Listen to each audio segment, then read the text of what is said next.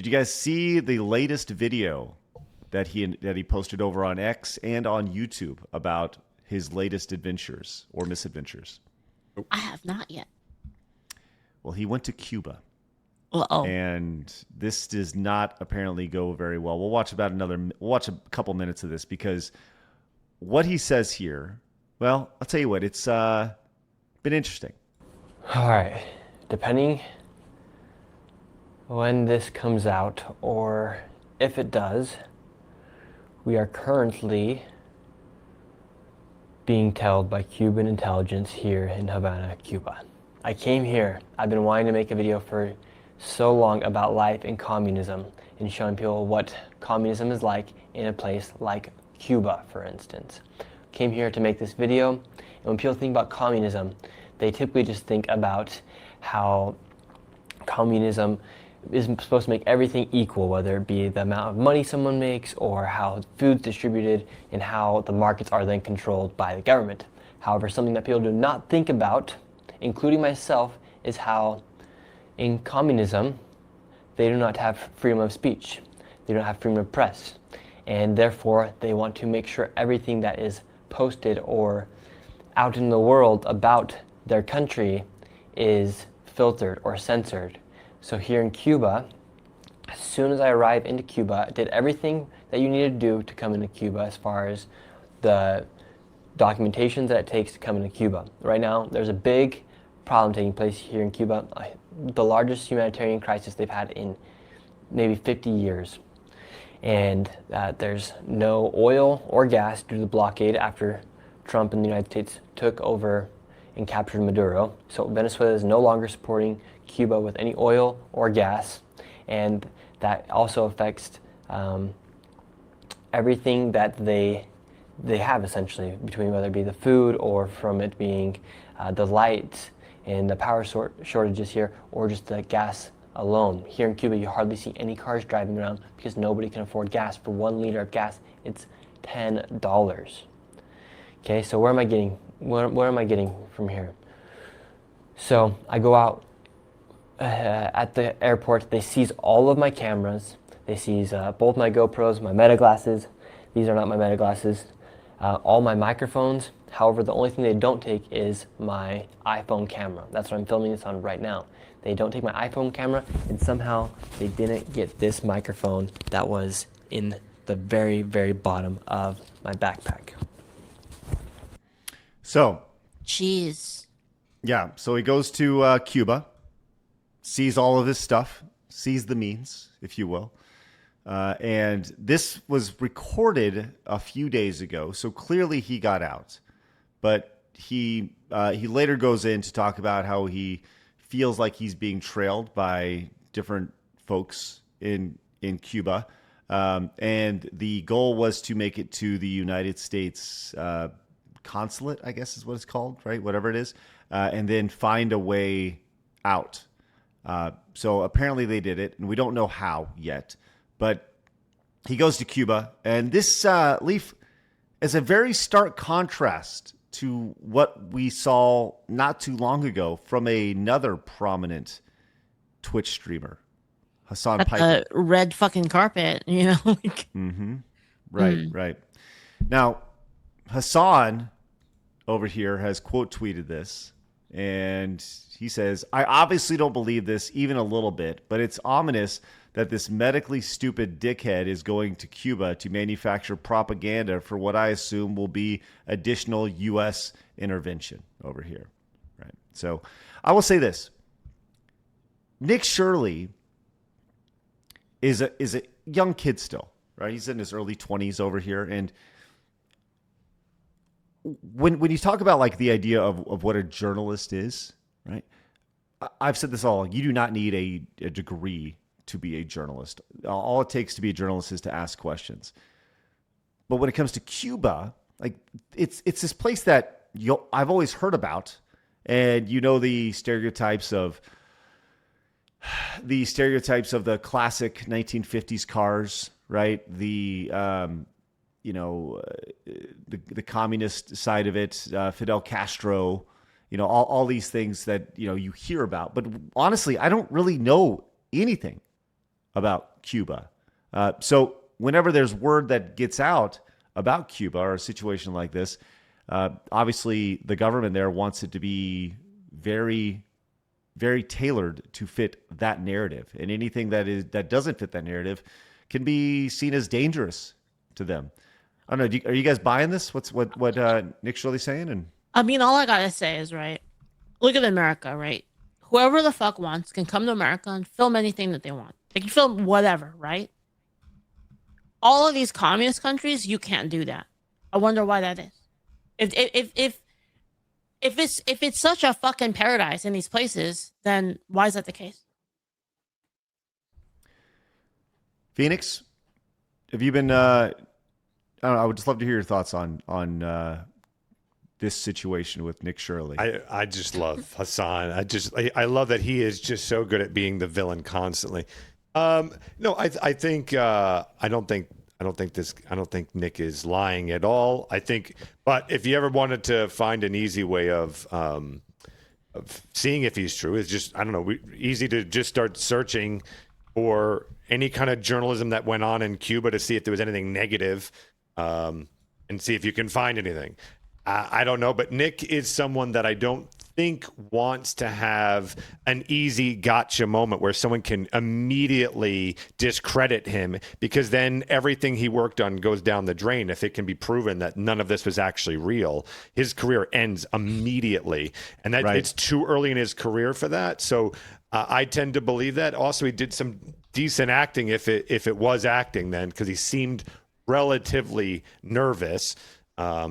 And I've never seen him as an actor. So I know I tend to believe him, and it makes sense with Cuba. So, well, keep in mind, Hasan Piker was in Cuba, and he was over here talking about how people in Cuba are excited to not have electricity. It's incredible. It's truly one of my favorite places officially. I totally understand why Will was saying that about Cuba.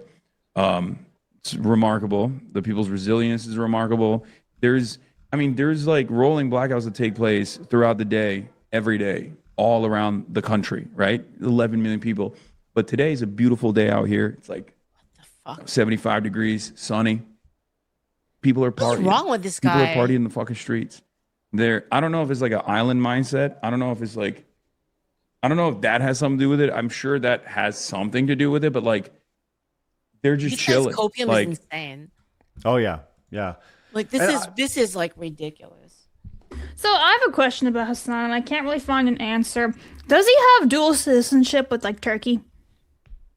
I don't Because know. I'm not finding that, and I'm just wondering if he does, then perhaps that's how he was able to get to Cuba and be treated with the red carpet system and everything, right? Because as an American, don't they automatically just kind of trail you, or don't you have difficulty getting into Cuba in the first place as an American?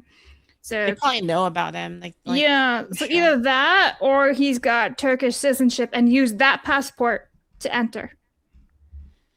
I wouldn't be surprised if they contacted him and said, make a piece for us, basically. Come on over. Yeah, I wouldn't be surprised if when he said he was going to go there, they're just like, you're going to do this, this, and this. Here's some money for this. That would not shock me in the least with his son. Well, I mean, I was definitely, look, we've talked about this before. There are companies that there are countries that allocate budget to bring in influencers to showcase their country, right? I don't know this for a fact, but I'm pretty sure that's like I Show Speed when he goes, says, I'm going to do an Africa tour or whatever, right? The tourism board is behind all of that. The idea is to put your best foot forward. I know this because I've been on them before. I went to Taiwan on one of those, and they rolled out the fucking red carpet for us. It was spectacular, but we saw a very glossed over, shiny version of Taiwan, and even that, it was still kind of a shithole, if I'm being totally honest with you. Like I said, I know this from experience. So people say, oh, no, it happens. I've been there. I've seen it, right? And you can find that video on YouTube right now. So I think that's exactly what happened with Piker. Is they rolled out the red carpet, they showed him all the great, and even then, even as they showed him all the great things that they wanted to, there was still video. If you recall, when we were talking about this on the show, there was a video of somebody who was recording at the hotel, and then they went around the corner of the block, and then there was no light for blocks and blocks and blocks. Like it's the only place where their electricity was going through for 24 hours a day. The And then generators, the rest of yeah. So it's amazing to see to see Hasan Piker talk about him manufacturing propaganda, where Piker was literally used for that, a month ago, 6 weeks ago. And he's, this is my experience, whatever. This is my truth, right? Your truth was totally fabricated. And you see, the response to this by Shirley says, tell that he was talking about, how this is, he didn't believe it at all. And Shirley says, tell it to the 2-star general who waited all night for me to come out of my hotel room to interrogate me. You wouldn't believe the truth if it was in front of you anyways. You went to Cuba and still think communism is a good idea. Are you medically stupid? And he actually included a picture of this guy here. So yeah, that's quite an insane opposite end of the spectrum. When you see somebody who was literally there for propaganda, and then somebody who went over there to just see what the true story is. And even then, you can't record anything. You record it, you're gonna get it taken away. Because when you go into Cuba, I think he said there's 12 things, 9 things, something like that. There's a handful of things that you can say that you're going to be there for, right? Tourism, one of them, right? Another one is journalistic duty, and he was there for that. And as soon as that gets hit by somebody in the government, they know, let's keep an eye on that guy, because we got to control what he says out of there. So, do you think we're ever going to know the truth about Cuba, or is this kind of one of those things where it's always going to be this mystery? I don't know. I mean, the Venezuela thing happened really fast. Didn't see that one coming. Yeah, I didn't. I think Trump said something the other day about Cuba, about he I don't know, taking over Cuba or something like that. I don't know. He said that about everything. So It makes sense. Yeah. Apparently, Grok says that he left Cuba. Nick Shirley left Cuba voluntarily on an early flight on May 1st, the day after posting the video, without being arrested or detained. I'll say this. He does mention in the video that right outside his hotel, they're going to have a big parade on May 1st. And May 1st is the equivalent of their July 4th there.